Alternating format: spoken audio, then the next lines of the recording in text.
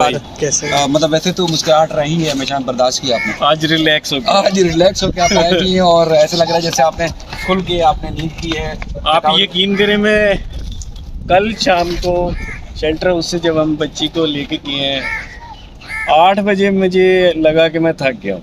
अच्छा, मैं first day मुझे थकावट फील हुई। 9 महीने के बाद ऐसा लगा जी। कि पहली दफा आप थके हुए हैं। मैं थका हुआ और उसके बाद मैं उसी मेरे ख्याल 8:30 बजे तक मैं सो गया था। फिर मैं सुबह फजर के टाइम उठा हूँ और सोता रहा उतनी देर सुकून की नींद। माशाल्लाह। तो कैसा रहा, मतलब घर का क्या माहौल रहा, किस घर तरह में रहा? तो बच्चियां दूसरी खुश हैं? बहन तो बहुत खुश हैं सर, मैं बता नहीं सकता। एक जश्न का समा था, अच्छा, पूरा मोहल्ला हमारे घर में बैठा हुआ था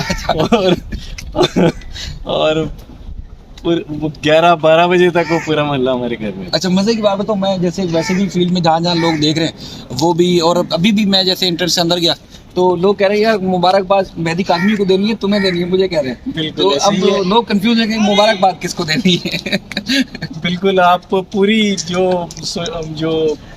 बहन बेटियों का दर्द रखने वाले ज़ाहिर है वो तमाम सब मेरे फैमिली मेंबर्स हैं। नो, बिल्कुल इसमें कोई शक वाली बात ही नहीं है। बिल्कुल। तो आज क्या करना है, हाई कोर्ट क्या करना है आप? बस कुछ लीगल चीज़ें हैं वो ज़ाहिर पूरी करनी है। जी ठीक है। तो दूसरी बहनें खुश हैं, खेल कूद रही थी। जी, बहुत खुश है।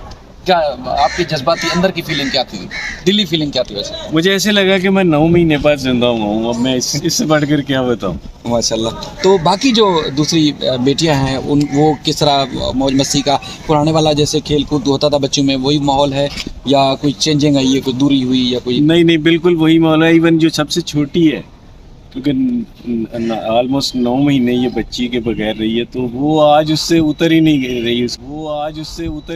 रही उसकी गोद से। मतलब उसको सारा माजी याद था?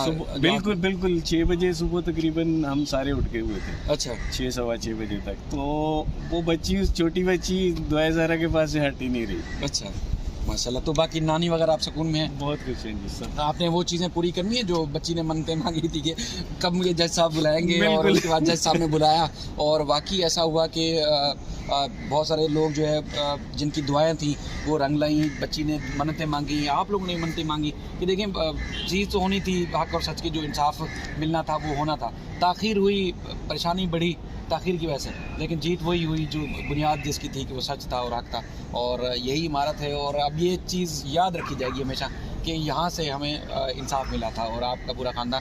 तो कोई शक वाली बात नहीं, इंसाफ इन्हीं वाना से मिलता है, यही अदल का ईमान है। और मुझे वाकई जिस तरह जज साहब ने अप्रिशिएट किया, देखें कानून की किताबों से हट के भी एक ज़ाती जज्बात भी होते हैं, तो अब ज़ाती जज्बात का जिस तरह इजहार किया कि देखें आपने बड़ी हिम्मत की। अगर आप लोग क्या कहेंगे, किस तरह उंगली उठाएंगे, किस तरह कीचड़ उछालेंगे, आप अगर थक हार के बैठ जाते तो मेरा नहीं ख्याल कि जो है वो इस बड़ी जंग को आप जीत पाते। तो आपका वाकई कल जैसे हम बैठे हुए थे कि हमारे ऊपर किसने क्या कीचड़ उछाला उसको हमने नहीं देखना, आगे बढ़ना है। मजीद जिब्राना से साहब के साथ हम बैठे होते, शायद आपने देखा हो। तो बड़ी खुशी हुई आज आपको रिलैक्स देख के, मजीद तवानाई आ गई हमारे अंदर भी।